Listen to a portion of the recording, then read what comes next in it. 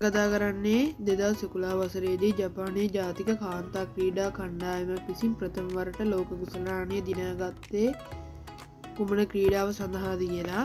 1 badminton, 2 volleyball, 3 පාපන්දු, 4 marathon. ලෝක කුසලානය දිනාගත්තේ පාපන්දු ක්‍රීඩාවෙන්. එතකොට උත්තරේ තමයි 3 වෙනි එක. අතරවෙනිට කතා කරන්නේ පහත ක්‍රීඩා අතරින් ජපානයේ කනිෂ්ඨ හා උසස් පාසල්වල ශාරීරික අධ්‍යාපන පාඩම්වලදී නිතර සිදු කරන ක්‍රීඩා සඳහා බිංදුව ලකුණුද නිතර සිදු නොකරන ක්‍රීඩා සඳහා වැඩි ලකුණුද දන්නේ කියලා.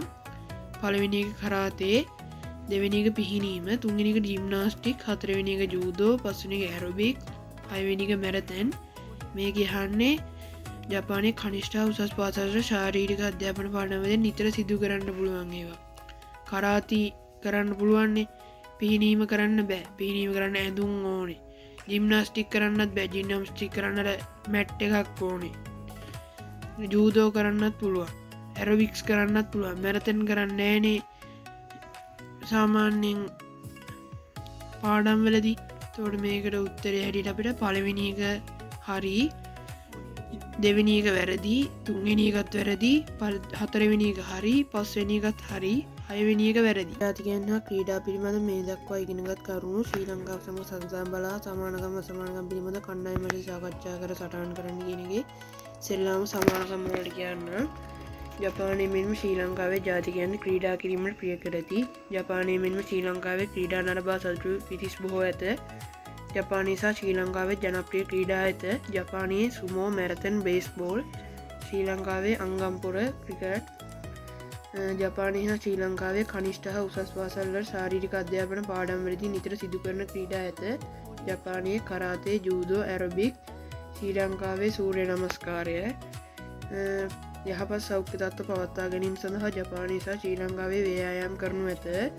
ජපානයේ හා ශ්‍රී ලංකාවේ මුළු ජනගහනයේ 30% පමණ ක්‍රීඩාවලට නිරත වේ. රටවල් දෙකෙහිම ශාරීරික අධ්‍යාපන පාඩම්වලදී නිතර සිදු කළ නොහැකි ක්‍රීඩා ඇත. පිහිනීම, මැරතන් වැනි. ජපානයට සහ ශ්‍රී ලංකාවට තම රටට ආවේනික හා සාම්ප්‍රදායික ක්‍රීඩාවන් ඇත. ජපානයේ සුමෝ, ශ්‍රී ලංකාවේ අංගම්පොර. දැන් මම සමානකම් කියන්නම්. ජපානයේ තුළ මේ දක්වා සිව් වතාවක් ඔලිම්පික් උළෙල පවත්වා ඇත. ශ්‍රී ලංකාවේ ඔලිම්පික් උළෙලවල් පවත්වනු මැත. ජපානයේ වයස අවුරුදු 60 ඉක්ම වූ වයස්ගත ජනතාව 140කට වැඩි පිරිසක් ව්‍යායාම හා ක්‍රීඩාවලට නිරත වේ. ශ්‍රී ලංකාවේ යම් තාක් දුරට එසේ නොමැත. ජපානයේ යහපත් සෞඛ්‍ය තත්ත්වයක් පවත්වා ගැනීම සඳහා සිදු කරන ක්‍රියායාම් වර්ගයක් ලෙස රජියෝ තයිෂෝ හැඳින්විය හැක. ශ්‍රී ලංකාවේ එසේ ව්‍යායාම් වර්ග නොමැත. 2011 වසරේදී ජපානයේ ජාතික කාන්තා ක්‍රීඩා කණ්ඩායම් විසින් ප්‍රථම වරට ලෝක කුසලානය දිනාගත්තේ පාපන්දු සඳහාය. ශ්‍රී ලංකාවේ එසේ කාන්තා ක්‍රීඩා ලෝක කුසලාන දිනාගෙන නොමැත. ජපානය තුළ මේ දක්වා සිවතාවක් ඔලිම්පික් උළෙල පවත්වලා තියෙනවා. මේක විභාගයෙන් අනිවාර්යෙන් අහන ප්‍රවණතාවයක් තියෙනවා. 1964 ටෝකියෝ ග්‍රීෂ්ම කාලයේ, 1972 සප්පරෝ ශීත කාලයේ, 1998 නගනෝ ශීත කාලයේ, 2020 ටෝකියෝ ග්‍රීෂ්ම කාලයේ.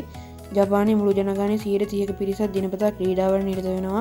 වයස අවුරුදු 60 ඉක්ම වූ වයස්ගත ජනතාව 140කට වැඩි පිරිසක් ව්‍යායාම වල නිරත වේ. ජපානයේ ක්‍රීඩා තරංග නරඹා සතුටු වෙන පිරිස් බොහෝ වේ. ජපානයේ ජනප්‍රිය ක්‍රීඩා ලෙස පාපන්දු, බේස්බෝල්, මැරතන්, සුමෝ හැඳින්විය හැකිය. සුමෝ ක්‍රීඩාවේ නිරෝධිත ශිල්පකම ලෙස සුමෝ වළල්ලෙන් පිටතට විසිකිරීම සිදුවේ. යහපත් සෞඛ්‍ය තත්ත්වයක් පවත්වා ගැනීම සඳහා සිදු කරන ව්‍යායාම වර්ගයක් ලෙස රජීව තයිසෝ හැඳින්විය හැක. 2011 වසරේදී ජපානයේ ජාතික කාන්තා ක්‍රීඩා කණ්ඩායමක් විසින් ප්‍රථම වර ලෝක කුසලාන දිනාගත්තේ පාපන්දු සඳහාය. ජපානයේ කනිෂ්ඨ උසස් පාසල් වලින් ශාරීරික අධ්‍යාපන පාඩම්වලදී නිතර සිදු කරන ක්‍රීඩා ලෙස කරාතේ, ජූදෝ, ඇරොබික්ස් හැඳින්විය හැක. ජිම්නාස්ටික්, මැරතන්, පිහිනුම් සිදු කළ නොහැක.